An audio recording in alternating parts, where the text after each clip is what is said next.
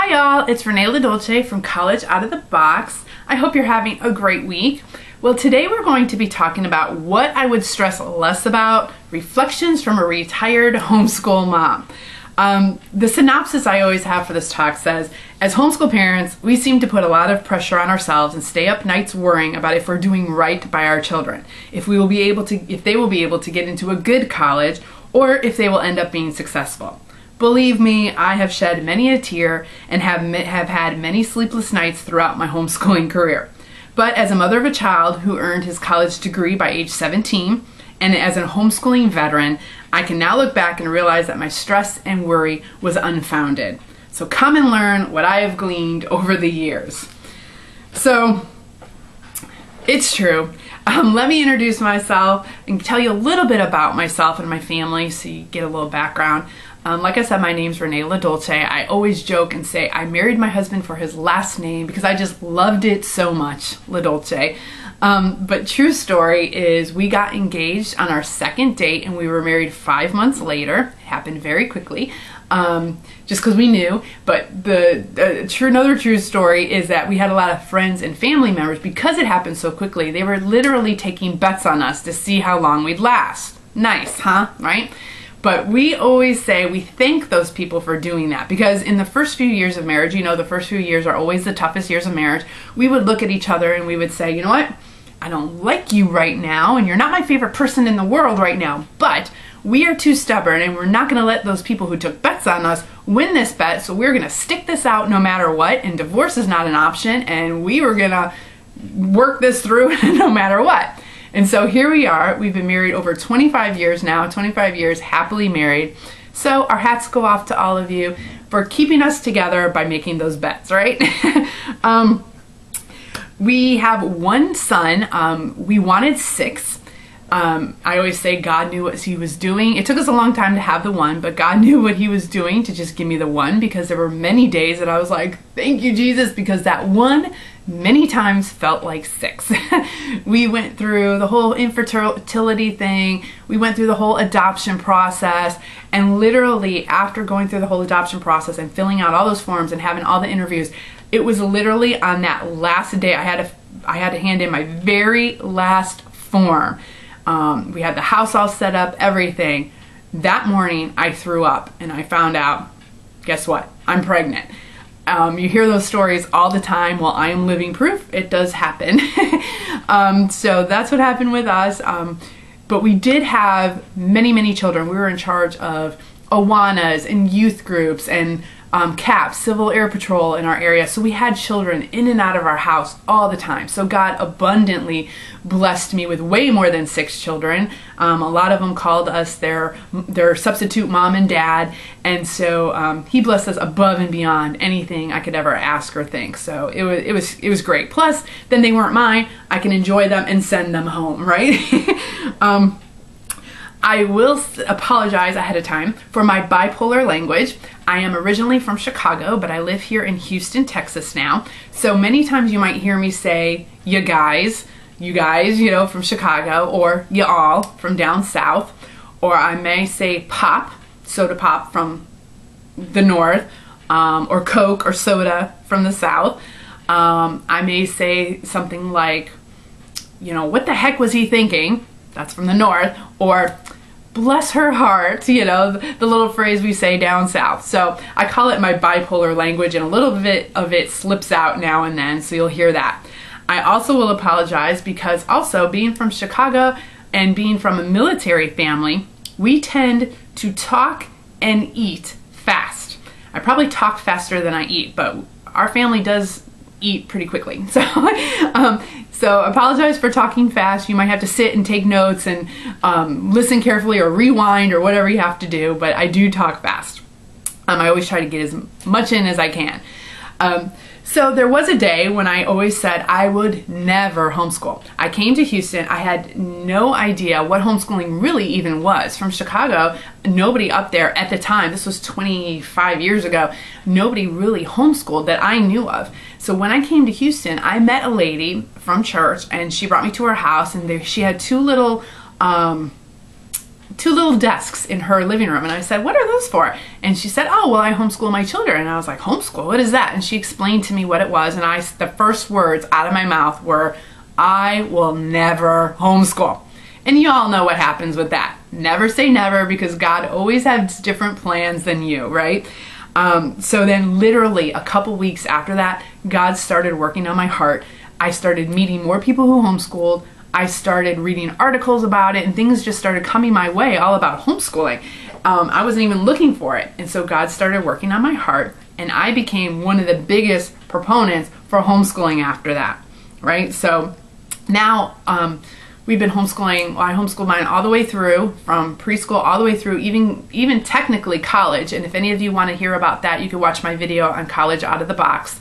But so all the way through, and then I've been in the homeschool community speaking, talking, writing, and going around to homeschool conventions. So I've been in the homeschooling community for about 21, 22 years or something like that. And now I'm an empty nester, and I have to say I miss homeschooling, y'all. And I am just waiting for grandchildren one day that maybe I can homeschool them. So we'll see. So I was actually going to I was such a proponent for it that I was actually going to homeschool conventions before my child was even born. Like, I was doing all this research, and I'm a planner. So I heard about homeschool conventions in the area, and I'm like, I'm going to go to these homeschool conventions and check things out and see what it's all about and start doing my research. So back in the day, 25 years ago, the homeschool conventions were very tiny, at least in my area. And so we'd get in a group, and we'd be in a room, and the speaker would come in, and we'd all be sitting around in a circle, and people would go around and introduce themselves, say, hi, I'm so-and-so, I have this many children, I've been homeschooling this many years. And so they'd go around the circle. When they got to me, I would always say, hey, my name's Renee, I don't have any children yet, but I'm going to homeschool and I'm doing my research. And they would all just laugh at me, but they would be so helpful, and they would give me as much advice as they could, and it was incredible. And it's such a different feeling now going to homeschool conventions, where you have thousands of people at these conventions and people just streaming into the rooms, you know. I just remember where we came from. So it's kind of fun to look back. But like I said, so that shows you I was a planner. I'm a planner from the beginning. I literally had my son's homeschooling curriculum planned before he was born, from preschool all the way through high school. I had binders and planners and curriculum and all of it mapped out years ahead of time, right? So I also had all of these images of homeschooling in my head. For example, I was at a convention just recently. I had a booth, and across from me was a Sunlight booth, and they had all these banners up, and in the banners were on the banners were people in meadows, you know, a mother reading to her child in the meadow, and they were all laughing. And then there was another banner of one on a swing set and reading her book, and just all these images. These were the images I had before I had children, when I was researching homeschooling, that we're going to wake up every morning and the children are going to be like, Mommy, I'm excited to learn today. What will we be learning today? And everyone's going to be happy, and we're going to be outside reading and doing little projects and all this, right? How many of you are like that? How many of you had these images? How many of you had things planned years ahead of time, and crazy like me? Well, as you all know, real life hits, reality hits, and it never goes as planned. It doesn't. And everything that I had planned literally got thrown out the window at some point or other. So the first tip I'm going to give you, and something that you should not stress about, y'all, is it is not going to go as planned. It's just not. You can be organized. You can have everything written down, your appointments made, etc., etc., etc., and something will happen to mess up those plans. You all know what I'm talking about. But this is not something to stress about. As a matter of fact, I would say I think some of our best days of homeschooling were those days when nothing went as planned, you know, and when we had to like just go with the flow. I think those were our best days. You all know the saying that, what is it? Man plans and God laughs. Well, I can tell y'all, God had a heyday with me, because I was such a planner, and he was just like, no, I have better plans for you, right? And his plans are better than ours. His plans are always better than ours. So just go with it. Don't worry about if you're getting everything in, or if your child is on track, or if you finish the textbook this year, because I'm gonna guarantee you, most of the times you won't get it all done. Or don't worry about if you're messing up your child, because that will bring me to the second tip. You are going to mess up. You will. It's a fact of life. Let's just get this one out of the way right from the beginning. You're going to mess up. At some point, you're going to pick the wrong curriculum. You're going to overschedule your children. Your children, you, or all of you, will be in tears at some point. I don't know what it is about math, y'all, but math had us in tears more often than not. Any other subject, it was math. We were in tears. You'll be laying awake at night worrying about the thousands of ways that you're messing up your child or your children. You'll be worrying about if they will be begging on a street corner one day because you couldn't get them to master a certain subject or concept or whatever. So now it was at this point when reality hit, now I had all these new images in my head, right? Now my son was going to therapy because of me. Or, you know, he'd be begging, like I said, begging on a street corner for money because he didn't get his math. Or what, I had all these new images swirling in my head. I went from one extreme to the other. But I can tell you, there'll be nights where you'll be begging God or your family for forgiveness for the times you lost your cool or you blew it. There were so many days and nights that I was just begging God to cover my mistakes, and I was begging my family for forgiveness. But it's all okay, I promise you. Prayer will definitely be your go-to throughout the years. Like I said, I was constantly praying to God to cover up all my messes and imperfections and just make my children forget that mommy yelled today or whatever. Prayer will be your go-to. But you know, it's during these times that you'll also learn to adjust. You'll figure out what works for your family. Sometimes a good cry is just what y'all need. Sometimes that is cathartic. And I promise one day, both you and your children will laugh about it. I promise you. You'll be able to look back on it and laugh about it. My son and I now look back on those math days when we were literally hysterically crying about math. And we look back on it and we're like, what were we thinking? Or why were we so upset? It's not that big of a deal, right? And sometimes that good cry is what you need. Your children, I promise you, will not be on a street corner begging for money. Yes, they will be able to get into college. The art of forgiveness is a precious gift and lesson that your children can learn. And it's through all of our mess ups that God works on our characters, and it's how we grow stronger and more competent. And this is called learning and growing. This is why we homeschool. This is what we're doing. So now I have to tell you a personal story. My son, for the longest time, could not get his B's and D's straight. So he used his fingers as a trick. He would say, B, you know, this is a B, this is a D. You know, he'd use his fingers, B and D. So I thought it was a cute little way to remember the fact, you know. So, you know, whenever he was writing, he couldn't figure out how to print B and D, he'd be like this, you know, B, D, B, D. And I'd be like, oh, that's a good idea. But when that continued to go on and into his adolescent years, I started to freak out a little bit. I started thinking, you know, I'd catch him using his fingers to remember. And he did the same thing with counting with math on his fingers. You know, for a long time, he'd have to count on his fingers for math. And again, I thought it was cute. But then I started thinking, oh my gosh, one day he's going to be out in the real world. He's going to be at some conference or, you know, with executives or something. And he's going to have to print B's and D's or something or do some math. And he's going to be doing it on his fingers. And it's not so cute anymore. And again, it's another one of those things that I stressed and worried about, which was totally unfounded. You know, as time went on, he dropped that little habit. He was fine. Now he knows his B's and D's and he doesn't count math on his fingers anymore. And I stressed over nothing.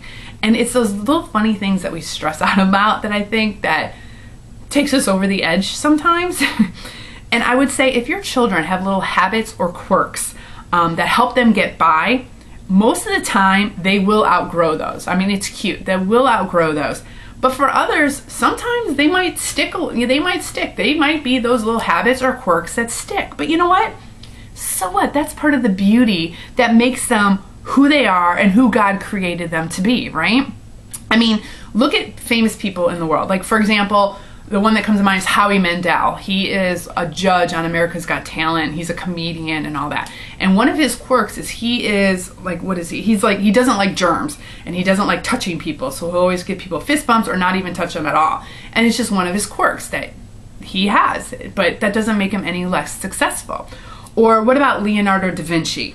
He would write backwards often, and he was a left-handed dyslexic, and he would cram every space available on paper with drawings and his writings. And again, it's one of his quirks. He writing backwards and left-handed and being dyslexic, all of it. But it didn't make him less of who he was or any less famous or any less successful in life.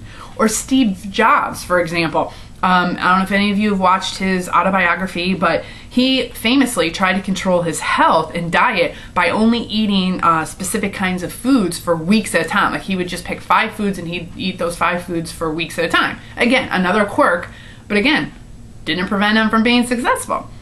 So don't worry about those kind of things. Don't stress out about those kind of things. They'll either outgrow it or it makes them who they are and it makes them more lovable. The next thing you need to know, and something not to stress or worry about, is to know you are their best teacher. You. God called you to be their parent. No one else in the world has their best interests at heart. I don't care if you're a licensed teacher. I don't care if you don't have degrees, if you never graduated high school, you're a high school dropout, you didn't go to college, what have you. I don't care. You are still going to be the better teacher for your child. The best teacher. I mean, who knows your child better than you? You know their personalities. You know when they're tired and when they're not feeling well, when they just have had enough for the day and they can't take anymore. Does somebody from the outside know that about your child? I would say not. So don't ever worry that you are not qualified. God will give you all the qualifications and skills that you need to be the best teacher for that child. He gave you that child for a reason. And don't ever let society tell you or trick you or scare you into thinking that you are not enough. Don't let other educators make you believe that your child will be missing out on whatever it is or fall into the trap that you'll never be able to teach a certain subject. That's what YouTube and Google are for, y'all. I mean, we use YouTube and Google for so many things. If you feel unqualified, that's why also we have the homeschooling community. We have co-ops and we have other things that you can trade skills with. Someone might love math, someone might love science, and you can trade skills with other parents. So that's why we have the homeschool community. That's why we're here for each other. So don't ever feel inadequate. You are your child's best teacher. Okay? Also, don't be worried about what other people think. I hear this all the time. Don't let friends or family discourage you. You do what God calls you to do. If you know God called you to homeschool your children, then you homeschool your children no matter what anybody else says. And this is my own total personal feeling, but I would also not look at homeschooling as a temporary thing or something that you just reevaluate from year to year. Just like in marriage, like I told you at the beginning, we say divorce is not an option. Well, with homeschooling, we said sending our children to school was not an option. Though I would say I did tend to threaten it every once in a while. I said, there's the bus, I'm going to put you on that bus and send you to school. But overall, we always said homeschooling is what we were called to do. Homeschooling is what we're going to do, and I would never send my children to school. Look at homeschooling as a long journey. Look at it for the long haul. And this will actually eliminate a lot of stress and worry as well, especially for those who are thinking, oh, I might have to put my children in school one day, and that puts added stress on things that you think you should be doing or getting your children prepared for. If you're not thinking that way, that is one less stress factor off you. Also, junior high and high school years. I see this is the time when many homeschoolers kind of cave in and end up sending their kids to school for junior high, high school, because they feel like they're either missing out on something or they need this to get into a good college or they need this for certain sports or what have you. But I would say junior high and high school years are really the time, those are the times that your children need you the most. Even though they're not going to say it and they're going to push you away and do whatever they can, those are the years that they need you the most. If anything, I would say send your kids to school young and then take them out for those years and homeschool them for those years. But if you can look at homeschooling as a long journey and that you're going to do throughout all the years, that will take a lot of stress off. And I would say that the best conversations and the best time I had with my son were, and all of his friends, were those junior year and high school year ages. We had the best conversations, the best time together. This is when they're formulating their personalities and their attitudes and their view of life and their world views and all of that. And it makes for great conversations. I just loved it. So I actually think I learned more than my son ever did through homeschooling. I remember getting so excited about things that we were learning and exclaiming. Even in kindergarten, we'd be reading something. I'd be like, I never learned this before. And my son would look at me and he'd be like, what's the big deal, Mom? And I'm like, they never taught us this in school. And I'd get so excited. And it just keeps getting better and better from there. I would learn as we go. And it was so much fun for me. And I think the best conversations you have with your student is when your student asks you questions or asks you something, and you look at them and you say, you know what? I don't know the answer to that, but let's go find out together. And you need to know that you don't need to know everything. You can look up stuff together and research things together, and then you're both learning something new at the same time. And it's such a blessing. You do not need to know it all. As a matter of fact, you're not going to know it all, and you're not going to be able to teach it all. So there's one more thing that you have to stress less about or worry about, okay? And along with that, about not having to know it all or do it all, please, y'all, you don't have to do it all. Just know you can't do it all. Please get this. You're gonna run into this throughout all your years of homeschooling. You'll have people telling you that your child needs to be in this sport or that activity, or you need to be in this group or take that class to be able to get into a good college, or that you need this curriculum. And of course, the curriculum is only $800 or only $1,000 or whatever. Especially when you go to homeschooling conventions, you'll hear that a lot. You'll be going up and down the rows, and it gets overwhelming because all these curriculums, all these people trying to sell their curriculums are going to be telling you this is the best curriculum out there and this is what your child needs, and your child needs this or they'll never get into college or what have you. Don't stress about that. You're gonna one day be on the playground and you'll run into that mom who has a 6-year-old, right? Whose child can speak 3 different languages, and you can look at your child and yours barely speaks English, right? And it'll put you into a tailspin. You'll get into those thoughts again. You'll start freaking out about how much your child is behind again, and somehow we go directly to that spot. Like, my child will never get into college. My child will never be successful. He'll be behind everybody. I'm not doing this right. I'm failing him. And then you go into this tailspin, right? Now, don't tell me that none of you have ever done that, because I talk to women across the country, and it's just something we do to ourselves for some reason. And I really want to try to help ease your minds. We all have been there. We all go through it. You are not failing your child. Your children will be fine. We start thinking because we never had them in ballet at age 3, they're gonna fail, or they'll be living at home forever because they didn't learn Latin at age 5, or, it's just eliminate those worries. God made each of our children different. He made each of them, he wanted them to learn at a different pace. He wanted them to learn different things. We don't want our children all learning the same thing, being the same type of person. We don't want that. It would be a pretty boring world if that were the case, right? And on the subject of doing things and doing too much, I'm going to talk about sports and activities. We've all heard the whole, well, what about socialization question, right? And we all know as homeschoolers that is unfounded. That always comes up. That question always comes up when you're talking about homeschooling. And I think because of that question, we as homeschoolers tend to compensate for that by getting our children involved in as many things as we possibly can, many activities. And now I'm not saying outside activities are wrong, but there does need to be a balance. And you need to make sure that your child is involved in those activities for the right reasons. So I want you to ask yourself some questions. Is your child in that particular activity because you want them to be, or because it's their passion and where God is gifted them and has called them to be? Okay?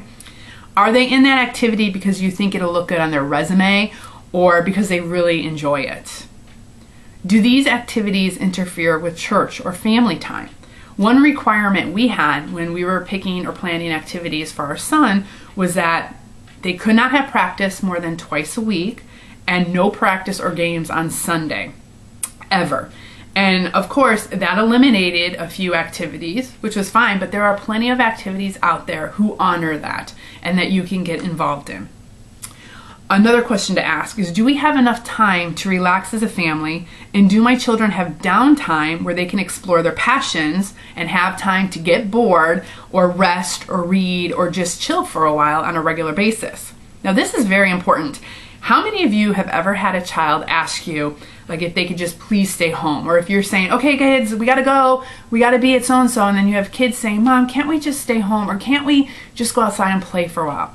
If you've ever had a child ask you that, that may mean that you're overscheduling your children, and it's a little red flag. And it may mean that you just need to sit down and relax and have a day off every once in a while. Also, think about this. When your child is 25 or 30 years old, no one is going to care if they took dance or played basketball or football when they were young. It's not going to go on their resume unless they become a professional sometime in the future. They're not going to be denied a mortgage or a car because they didn't take Latin or ballet at a certain time in life, or a certain sport or class, right? Most people don't even care and they won't ask. So when we get our kids so involved in these activities because we think they're missing out or they have to have it or they're going to somehow fail in life because they weren't in this activity, please stop thinking that way and start really thinking about what's important for you and your family. Now, as to the question of whether your child is behind, like I said, you're on a playground and you're thinking, oh no, my child is behind comparatively to these other children, right? I have to ask you, behind who or what? I know there are those books out there that tell you what your child should be learning and when, right? What they should be learning in 2nd grade, what they should be learning in 4th grade or whatever. I would say take my advice and throw those books out. Don't even look at them. Don't even open them. Because every child learns at a different pace and at different times, and you do not need to be stressing about that. Don't even look at those books. I have had so many parents stress out because I guarantee you're going to open one of those books and it's going to say, this is what your child should know in 4th grade. And you're going to be looking and you're going to be like, my child knows only half of this or a quarter of this. Oh my goodness. Again, they learn at different times and at different paces. Believe me, when they're 30 and they don't know what a 4th grader should know, then you've got a problem.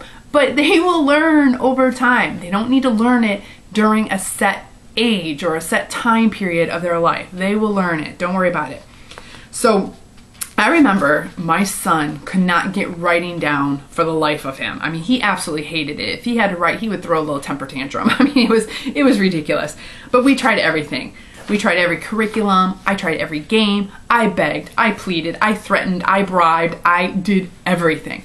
But eventually, I just got tired of it and I soon gave up and stopped worrying about it. And then all of a sudden, when I stepped back, it clicked for him.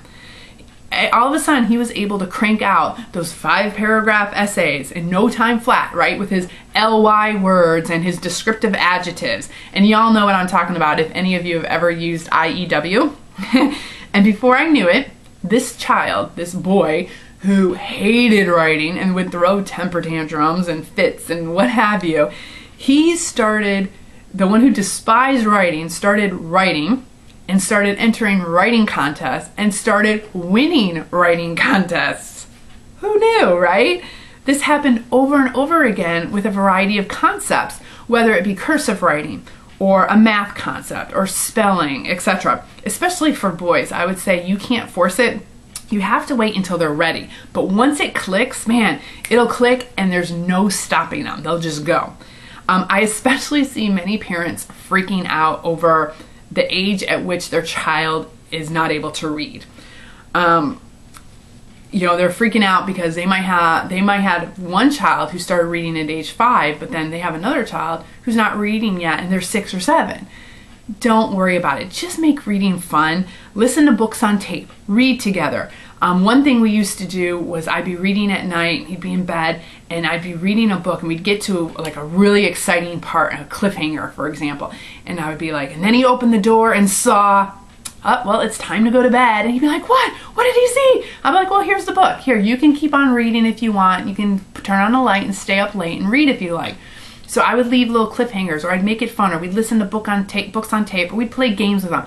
Make it fun. Eventually, they will start reading on their own. One day, it'll click for them. And maybe for a particular topic or concept, it just won't ever click for them, which is fine. Maybe that's not God's calling on their life. Just teach them how they can find the answers, and if they ever do need them someday, they'll know exactly where to go. If they ever need the answer, they can look it up. They'll be fine. So if anything, if you can teach your children where to find the answers and how to go about researching that, they'll be fine. If they ever need that information later on in the future, they'll know where to go. One thing for you all to know, and I'm sure you know this, is that you will never, ever, ever win at the comparison game. There will always be someone out there smarter, prettier, stronger, more athletic, etc. There's always going to be that. But it's not a contest, y'all. We're not in a contest. And it just hurts our children when we compare them to others. And this I found to be one of the hardest things I had to fight against constantly while homeschooling. Especially when you come to conventions, right? You go to conventions or you're around other homeschoolers. You have everyone telling you that you need this curriculum, or this parent mentions how their child scored in the 99.9 percentile for their age, or you listen to that speaker who says that they never had a problem disciplining their child, or getting their child to listen and obey by using these 10 simple methods, or what have you. I mean, there's always something out there. And I know it can be overwhelming, but if you can always just keep reminding yourself, God made this child unique, one of a kind, right? This child is not meant to be like the others. They're unique. None of them are. God has a special plan for each and every child, and He gave you that child for a reason. He gave that child to you, not to me, not to anybody else, to you. He meant for you to raise this child. God has a special plan for each one of us, and it's not the same plan, y'all. It's not. He gave them all different passions and abilities, and like I said, they're God's precious jewels. He's not going to let them fail, you know. And this just, I know this might step on a few toes, but it's not your chance to relive your life through your children. I know I just stepped on some toes with that one. But God has a special plan for this child. And if you can tap into that and figure out what it is, you will just soar. Your homeschooling journey will be so much fun. So your children are not a way for you to try to relive your dreams and goals. It's for them to do what God has planned for them to do. Okay? And I will say, if you spend your homeschooling days focusing more on their passions and then on what you think they should be learning, and what you should be teaching them, your days will be a lot less stressful. You'll have more fun. Your children will actually love learning, and your relationships will blossom. There were many a day when we just didn't feel like doing homeschooling or following our set schedule for the day. So we would go on a field trip, we would just hang out, or we would spend the day reading or playing games or what have you. Many times my son would be interested in a topic, and so we would put everything else on the back burner so he could research that topic or delve into it on a deeper level. I remember once, for instance, he was fascinated by the sugar gliders, those flying squirrels, and he wanted to get one as a pet. So I said, okay, we'll stop our schoolwork for a few days, you do some research, and you put on a presentation for us about these flying squirrels, about these sugar gliders. So he spent about 2 weeks researching sugar gliders, interviewing people who breeded those animals. He watched videos on YouTube. He put together charts. He put together like this little portfolio with pictures of them and how to care for them and all of that. And then at the end of the couple weeks, he put on a presentation for us, for me and his dad. And he, I would say, was very convincing. He almost had us buying him a sugar glider for a pet. But the thing with that is after that presentation, we were about ready to go on some travel and some vacation time. And with the sugar gliders, you need to bring them home and they need to bond with you. They need to like stay with you all the time and be on your body for a while so they can bond with you. And at that point, the timing just wasn't right. But we almost bought a sugar glider because of his presentation. So another thing he did once is he wanted to learn how to make movies.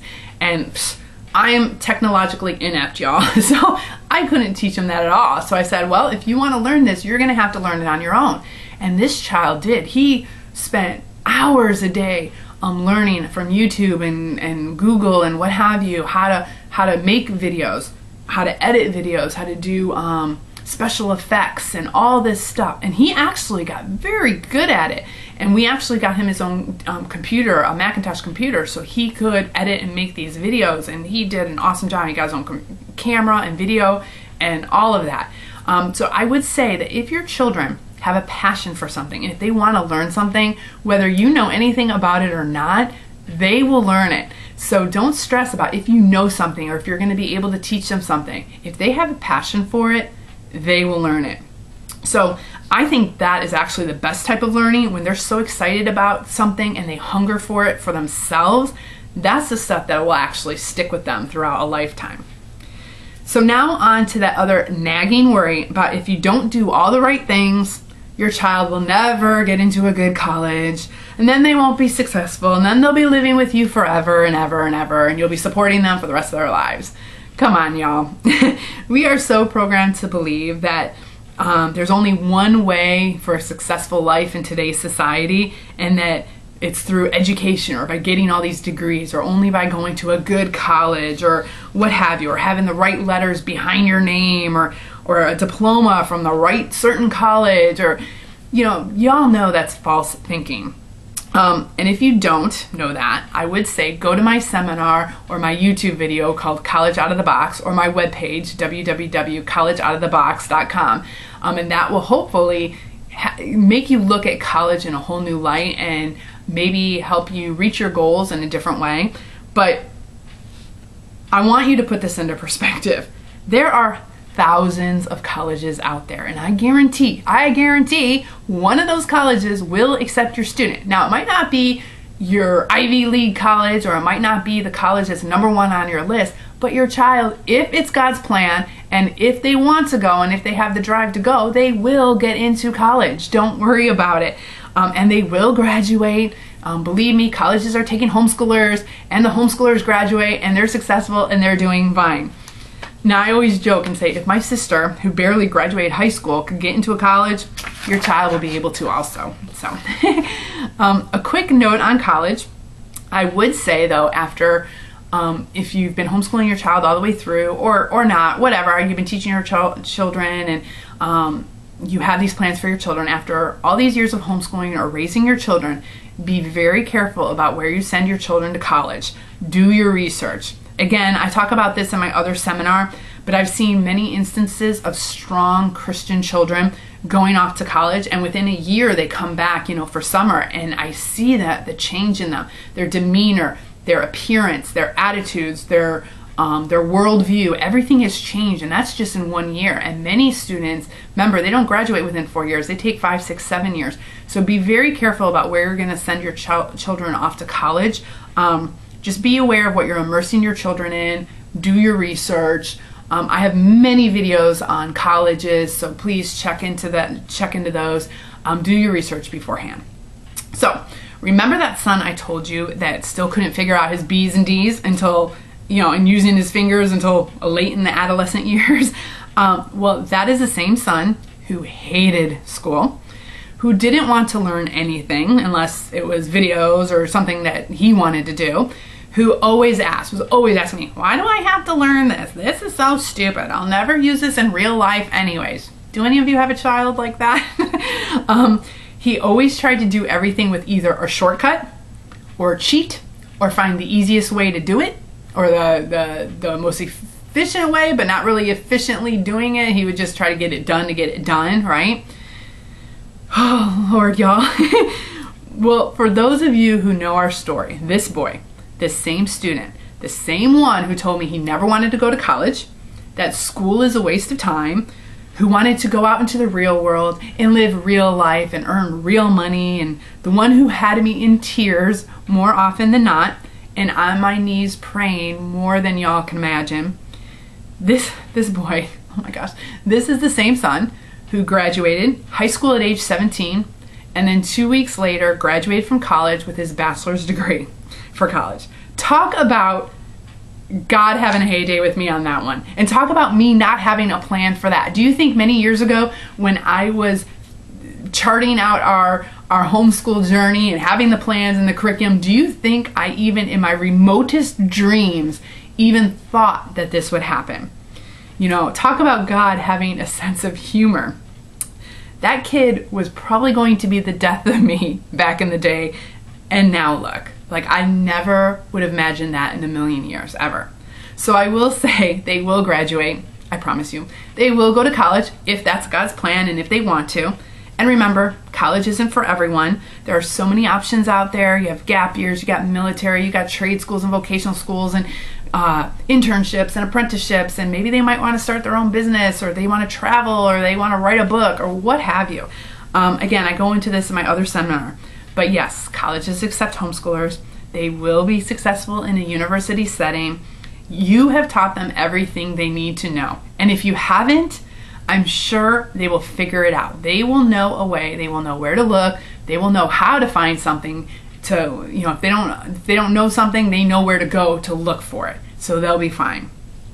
If you've given your child a strong foundation in the basics, they're prepared for college, for the future, for the workforce, for marriage, whatever life throws at them.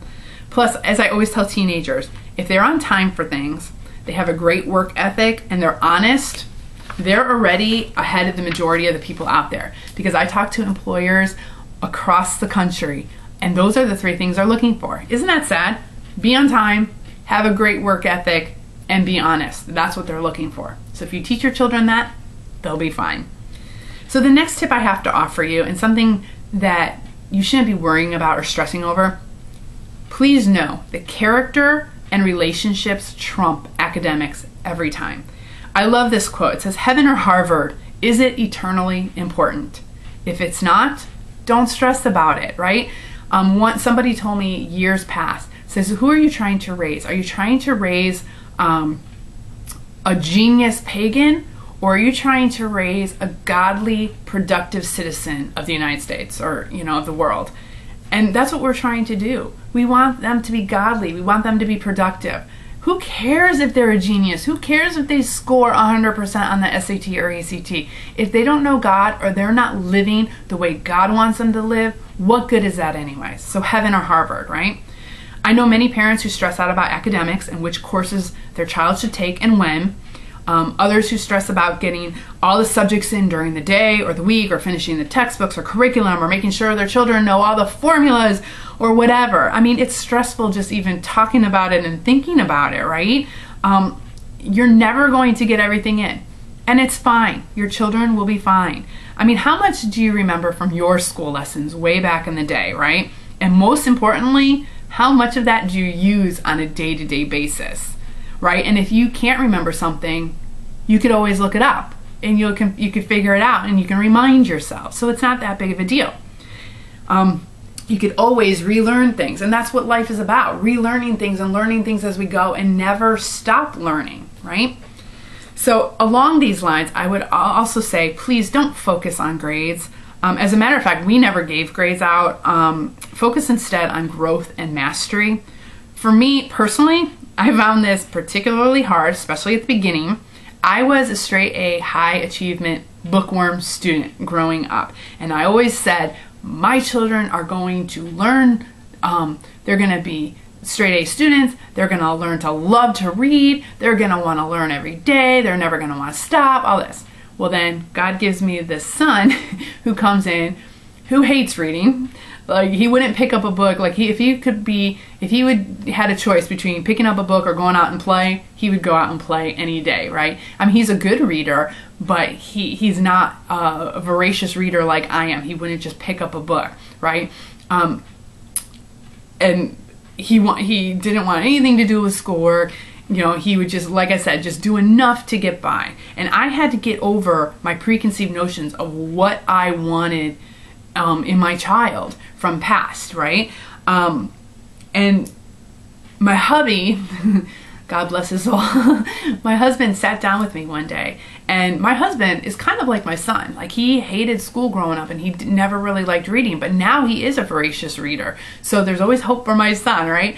But he sat me down, and he had a conversation with me, and he showed me it's not about the grades or the certificates or the awards of achievement, but about God, about who God is developing my son to be. And I had to shift my way of thinking and really think about that. I had to get over the fact that my child is not going to be a straight A bookworm like I used to be. And I was fine with that. After I sat down and really thought about it, heaven or Harvard, what was I trying to do, right? And the things that were most important came out for me. And then so that kind of eased the stress off myself and the expectations I was putting on myself, as well as my son and our schooling and all that. So that eases a lot of stress as well. So you have to reevaluate your expectations and your preconceived notions of things, okay? And you must not do everything for your child. Let them explore, let them get dirty, let them fail, especially let them fail. It's the only way they're going to learn. And you have to let go of those expectations and that hovering, saying, oh, well, I can't let them fail. You got to let them. It's better for them to fail while they're under your roof than big failures out in the real world, and that, have more dire consequences, right? So the best advice I've gotten, like I said, on my homeschooling journey was our job is to raise godly, compassionate, hardworking, productive, independent adults who will contribute to society, not genius pagans. So please keep that in mind. If you could have a genius heathen on your hands or a child on fire for God, which one would you rather have, right? You can have one who has a strong relationship with his family, or who's a straight A student with no relationship whatsoever. Or you can have a child who wants to go out into the world and make a difference, but who may not like reading, or who may hate writing, or whatever. Which is more important, right? What is more important in the grand scheme of things? So put it into perspective. Focus less on academics and more on character. Very few adults remember math formulas or verb conjugations, but values, morals, and character, those are the things that stay with you for life. Teaching character to your children is critical. And anytime academics are getting in the way of peace or sanity of your home, take a break. Change scenery. Go out for ice cream, play a game, stay at home in your pajamas, watch a movie, eat popcorn, do whatever it takes, because I can tell you from experience that the time flies by so quickly, and you are going to wish for those days back. Snuggle up in bed with your pajamas on, read a story out loud, go to a movie in the middle of the day, visit family. You'll never, ever regret those days. But you may on those other days when you're screaming and threatening the kids to hurry up because we have to be somewhere, or we have to get our work done because we have to get through this, or we have to complete this by this certain time. Says who, y'all? Who is hovering over you saying it has to be done at this certain time? That's why we homeschool. That's the beauty of homeschooling, is we can choose to do what we want when we want to do it, right? Now, of course, you can't always have free days. I'm sure your children would love that, and they would love to have free days every day. But if you can get in the basics and a good foundation, they will be fine. And on those days, like if there's a balance, if your children have some free days and then days that you're really getting into schoolwork, they will be more willing to cooperate, because if they know it's not going to be schoolwork every day, that they are going to have breaks, and they get those down times and those times to let their minds just rest and for them to relax a little bit, they will be a lot more cooperative. And actually, I found that when we are doing that and taking the breaks that we need, we actually get more done on those days that we're productive than we would have if we just slogged through it all and just kept going with no breaks, right? And I would say, even if you did get just a fraction of what you think you should be doing, your kids will be more ahead of their peers. Your children, by living life with you interacting with you, just doing the day-to-day stuff, even if you weren't teaching them anything and just taking them around and doing the day-to-day stuff, they will still be way ahead of the kids who are stuck in traditional schools every day. So don't worry. Most importantly is keep your relationships and their character more important than academics. Finally, relax and enjoy. Really enjoy your journey. Make it a joy for your children as well. They're only children once. Someone once said, being able to teach our children at home, spend more time with them, and cultivate deeper relationships is such a blessing. Seeing the aha moments when a difficult concept is finally understood, watching an older child reading to a younger sibling, and taking an impromptu trip to the park just because it's too beautiful outside to be staying inside doing algebra. Those are the moments you'll cherish. And I guarantee those are the moments you will cherish. This homeschooling is such a fun journey. And I don't think we hear that often enough in the homeschool community. I mean, we hear homeschooling, of course, is better for your children. They'll score higher on exams and tests. They'll learn more. They'll be accepted into better colleges. They'll get ahead in life. But how often do you hear that it's fun? Homeschooling is fun. It's a joy. It's a wondrous journey. You know, we don't hear that, y'all. It's fun. And I have to say, if you are not having fun, then I have to say you are doing it wrong. You should be having fun. Now, of course, every day is not going to be a happy jolly circus, and it's not going to be, fun every single day. But you should be treasuring time with your children, celebrating when you discover something new together, laughing over the silly things or the stories or playing games, being in the moment and forming those happy memories. Because really, that's what learning is all about. And that's what your relationships are all about. So instill the love of learning into your home. Like I said, I'm a learner. I love to learn. I'm hoping to learn something new every day. And I really wanted to instill that in my son. I tried to make things as fun as possible for him. If you can figure out what type of learner your student is, you can make it fun. Like my son was a competitor. He loved competition. So we would make everything into a competition, Who can get, if he could get his math skills done in a certain amount of time, I'd time him, and every day he tried to beat his score, or we would play games, or he was more active and loved hands-on learning, so we would try to do that. Like spelling, he would run into a room and pick up the letters and bring them back to me, or what have you, or jumping on the trampoline and doing his spelling words, or anything like that. We would play games, make it as fun as you can. Making learning fun for your children, it makes your teaching more enjoyable. If you're having fun, your children are having fun, that makes learning a lot less stressful. It will create a love of learning within your kids, and it will ensure that you as a homeschool mom as well won't burn out easily, because you're also having fun and you're also teaching from your passions to the passions of your children. And if you can figure out the balance in that, and teaching the way you love to teach and in the way that they love to learn, oh my gosh, you'll never have a day of burnout, because it'll be a fun journey. So on those days when it's not so fun, just keep plugging away. Remember why you're doing this, and the reason you began homeschooling in the first place, and the reason why you had children in the first place. I would say homeschooling, of course, can be hard at times, but it's also such a rewarding experience. And anytime you start to stress or worry, I want you to ask yourself this, and you've heard this before: will this really matter a year from now, 5 years, or when they're adults? I mean, really. Has anyone ever asked you what your score on your SAT or ACT was in the last few years, or even ever? Or whether you know how to do calculus, unless, of course, you're using calculus on a day-to-day basis because of your job, but how often do you use it? Or has anyone ever asked to senior awards from your younger days, like when you were in ballet or jazz or on football or baseball? Or do you have them still hanging up, like when you were 9, 10 years old? Do you still have those displayed throughout your house? I mean, really, does it really matter in the grand scheme of things?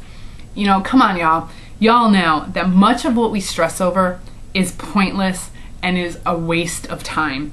If you can remember that, you can really eliminate a lot of that worry.